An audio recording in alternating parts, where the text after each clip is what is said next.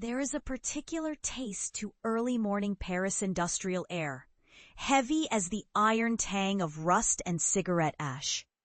That's what I remember first about the moment my story began to change.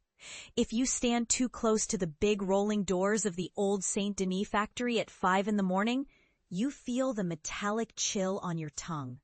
That morning, the boss's shadow fell across my boots before his words reached my ears. "Adria, stick around," he said it quietly, but in the silence of the shift change, it echoed through the corrugated belly of the floor. 20 tired workers shuffled past me, steel-toed boots striking ghosts of old machines. I kept my eyes low, heart drumming. The last trailing voices grew thin in the cold, and when the slam of the outer door faded, only the sound of an old radio humming static from his office remained. Monsieur Jardel's face was all creased leather and gray stubble. He sat behind his desk, fingertips pressed together, sleeves rolled to the elbow. When he sighed, the window behind him rattled. "Sit, Adrian." I did, folding my hands in my lap like I'd done for every parent-teacher meeting as a boy. "I don't want to waste your time. The orders from management upstairs, cutbacks, you know, seniority counts." He shook his head, glancing away, like he was apologizing to the Moto Became poster pinned behind his head. "You're a good kid, never late. Never stole one damn thing. But you're youngest. This is how it goes." I said nothing. I stared at my kneecaps and let the silence build between us. I could hear my own pulse and the faint tick of the old wall clock. He made a shallow attempt at sympathy. "Look, Adrian, this can be good. Could free you to go chase that." He hesitated, searching the clutter of his desk for softer words, but couldn't find any. "That funny recording hobby you always talk about." I nodded, feeling both gratitude and shame. "Thank you, monsieur." He hesitated, eyes flicking up, searching. "You'll land on your feet. You always have energy. But most of all, you're, dreamy.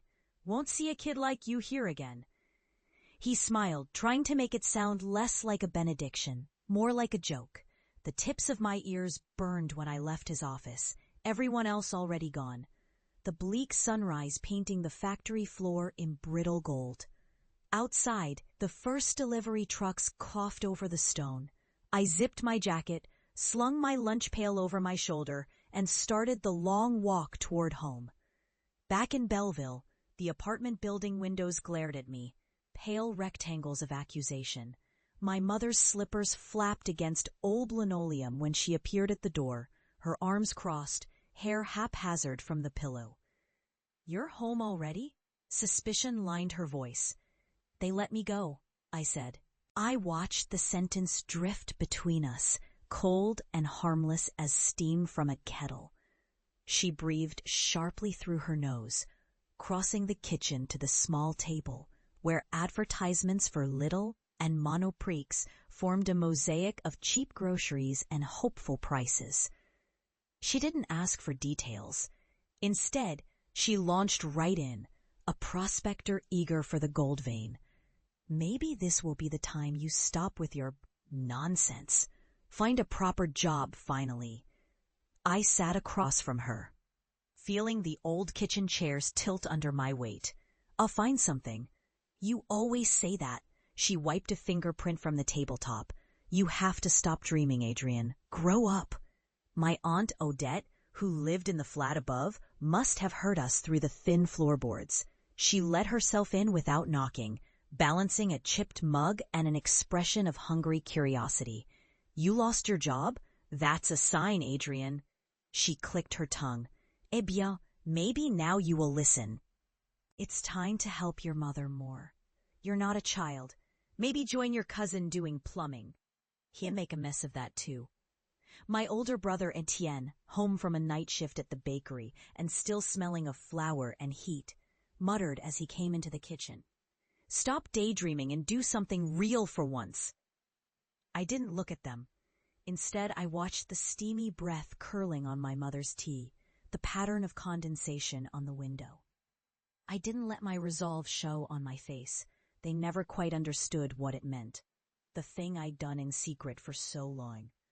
Most nights after the factory, I wandered through Paris with a small digital recorder and a battered set of headphones. My friends joked about it endlessly. "What are you going to do with bird chirps and car horns?" they'd ask, voices spiked with laughter. "You record the garbage trucks or cats fighting at night?" Sometimes I did exactly that. To me, every corner of Paris held its sound, every rusted gate and distant church bell, another note in an endless urban symphony.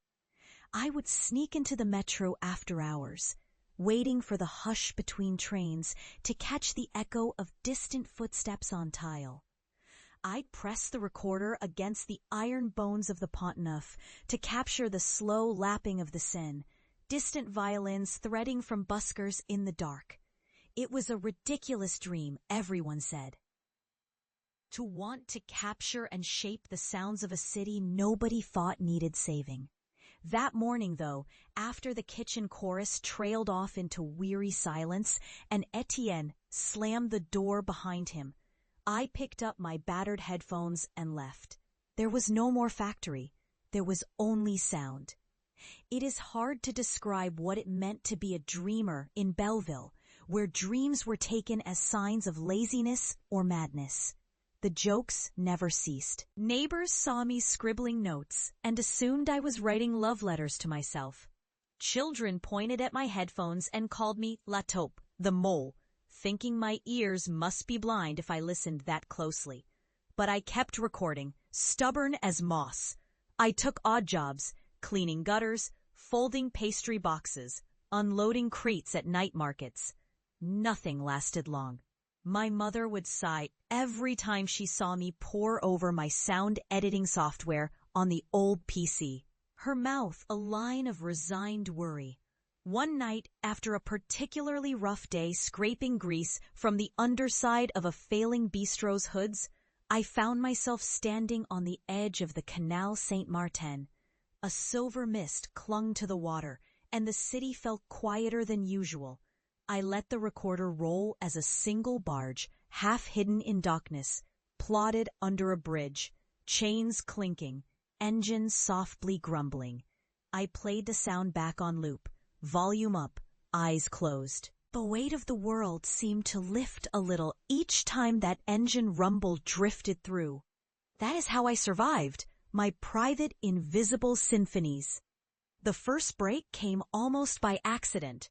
There was an online contest, create your own city soundscape. I submitted my stitched-together audio postcards of Paris at dawn. Buses sighing beside café chairs, stray laughter, skate wheels clattering, lovers whispering against the distant bump of clubs. They emailed me 2 weeks later. My soundscape took first place. It should have felt like a triumph, but the reward was no more than a €200 voucher, and my recording played as background on a student radio web show. My family, predictably, saw it as confirmation of the pointlessness of my fixation. €200 for days of wandering? That's pocket money, not a future, Odette sniffed. Are you happy now? My mother asked quietly, visibly tired. It was Etienne's laughter from the hallway that cut deepest. Maybe next time you can record the sound of yourself failing, Adrian, he called. But something inside me had shifted. For the first time, a sliver of the outside world had answered. Somebody noticed what I heard. Years blurred. Sometimes it felt as if every part of me existed only in silence, in the patient shuffle from day job to night wanderings. Sometimes the city was cruel, spitting rain through threadbare shoes. Sometimes the city offered small gifts, a snatch of song, the perfect echo, the wind sighing under Pont Alexandre III. I learned to listen harder. That skill saved me one late February afternoon. I was walking through the Marais, my battered headphones draped around my neck, when I overheard a pair of English voices outside a small gallery. They spoke of post-production, of needing to recapture Parisian atmos and pulse. Their tones were frustrated, desperate. I don't know what courage